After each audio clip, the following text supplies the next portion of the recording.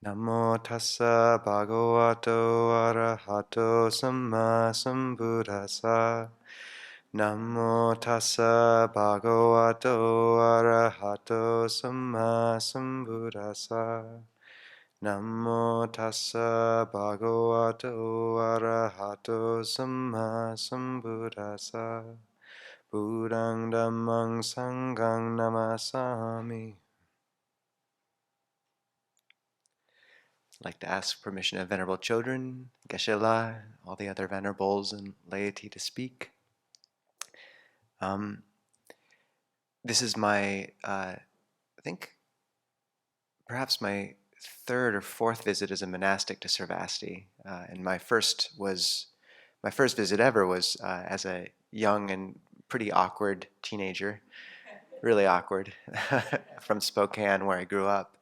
And so Sravasti's been a home and a landmark ever since, and Venerable Thupten Chodron, one of the helpers in terms of getting me into these robes. So as always, thank you so much for that gift to me. I was definitely a turkey on the fence a few days before Thanksgiving. So, and it's great to be back. We've been watching the Dhamma grow in a beautiful way in Seattle in a community, but to be able to come over here and touch into such a vibrant group is so much. It's so heartening and encouraging.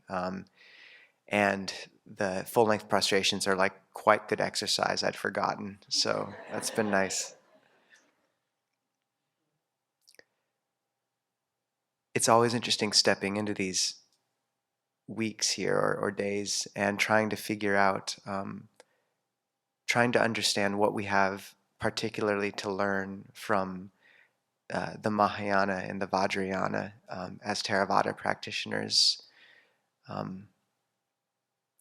And yesterday, when we spoke, asked Venerable Chodron about how she kind of conceives of the two in relationship. And one of the things that she said was that in some ways the Theravada can form a basis, but then I believe the word was kind of sometimes the Mahayana can amp up certain aspects. And I think this idea that the skillful means contained in the Mahayana can invoke and catalyze the movement of heart, which we're all aiming for as practitioners, and can direct and magnetize some of the teachings traditionally found in the Theravada Pali texts is very meaningful.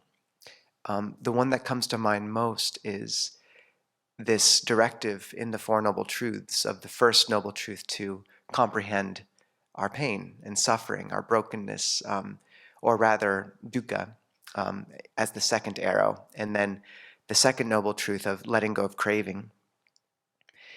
And time and again, I'm struck by how everything hinges on that pivot in the heart from running from the eight worldly winds, or rather running from the four ones we don't like. So the eight worldly winds, for those who don't know, there's pain, pleasure, gain, loss, fame, disrepute, praise, blame. And where so much of our lives is spent running from the four, which are undesirable, the key movement of those first two directives and the first two noble truths is to turn towards and place your hands on those parts of your life and suffering which you are to understand it, and then to let go of the craving that underlies it. And I just find so often it's one thing to give ourselves those instructions and say, okay, I need to work with the suffering, or this difficult roommate, or the boss, or but to really embark on this path, I find requires a complete turning towards those things and a looking at every difficulty and frustration and obstacle laid on our doorstep as one more gift from the world to make us let go of craving, and to really not so much think always of as trying to work with our dukkha, but sometimes you have to let suffering work on you. And when I've met people who've really turned towards everything as a gift, Han Shan, a famous Zen monk, said that after a while, all of practice becomes pleasurable, because if things are pleasant, they're pleasant, and if they're painful, then it's a chance to use your dharma strength, which is pleasant. And there's another wonderful story of these Catholic monks led by Monk Moria, and they were put in the gulags of the Soviet Union. And after a time, the monks there began to look at it as this profound gift, a chance for them to not only purify themselves, but do so for the sake of the world. And what I've seen is when you can really see, and this is the essence of the 8 mind trainings, which is so central to the Tibetan tradition and such a precious teaching, is that leaning into the wind and looking at everything as a gift, and that exactly where you are grasping is where the Dhamma will ask you to learn to let go. Because why would it ask you to let go of something you don't care about? And so often it's, you come into community and then that person comes along, or you just happen to be sitting by, this woman or man, or you find the Dhamma, and then you find that there's something just a little bit off about the way that you'd hoped to embody the Dhamma, or your life doesn't quite align. And it's so frustrating when the things we care about most are exactly where we find that dukkha is manifesting. But why would the Dhamma ask for you to learn to let go anywhere else than where you care the most? And what you find again and again is that if you're truly able to turn towards it, and as karma, not as a retributive hand, but not as a fist trying to kind of rain down retribution, but rather a gentle hand trying to teach you the exact lesson that you need to know, because that's what you forgot when you did what you did. And when we look at this living in community and the difficulties that manifest, I call it the slow boil, and sitting in the fire, and as a route towards profound and deep humility, and that the Dharma would give you that sort of heat in measure with the instrument it intends to forge you into. That's what it's asking of you. And I think the Mahayana and these mind trainings help so much with turning towards the wind, because it's the most radical act of heart. It's the essence of the path, and it is the hardest thing to do, because you enter life and there's an accumulation of frustrations and points of friction and people you don't like. And to be able to have the breadth of heart and the grace to turn, and the faith to turn towards that completely as the path.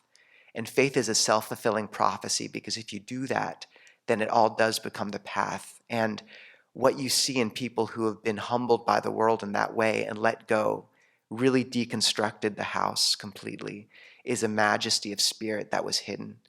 And exactly where you trip is where you need to be digging.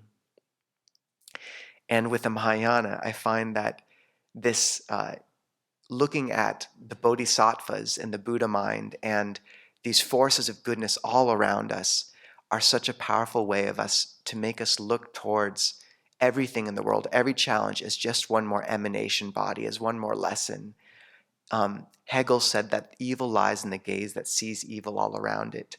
And if that's the case, then when you step into this view of the world as inhabited by countless Buddhas, all just trying to teach you through your annoying boss, then what great goodness lies, the gaze of the Buddha lies in the gaze that sees Buddhas all around it, perhaps you'd say. It's such a powerful motivator to look at things correctly. And then bodhicitta, just to look at and encounter those difficulties, not for our own sake, but for all beings.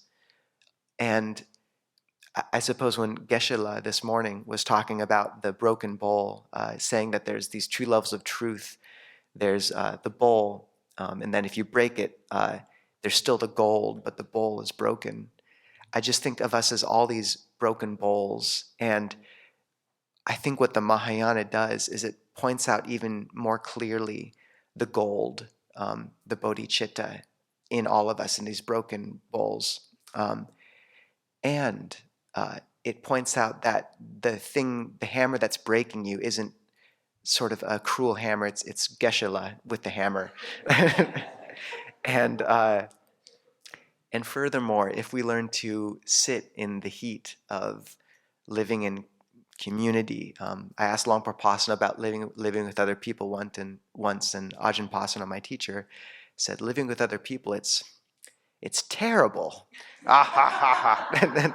And then he cracked up because it's also the best thing ever.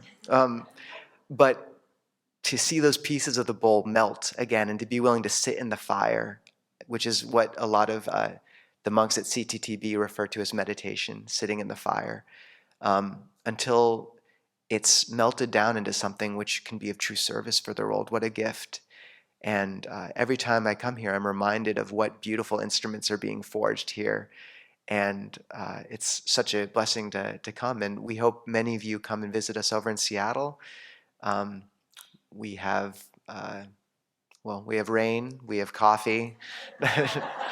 We have someday a monastery, perhaps. Coffee's not allowed here, but we have decaf too. Anyways, thank you so much, Venerable Community and Geshe-la, everyone.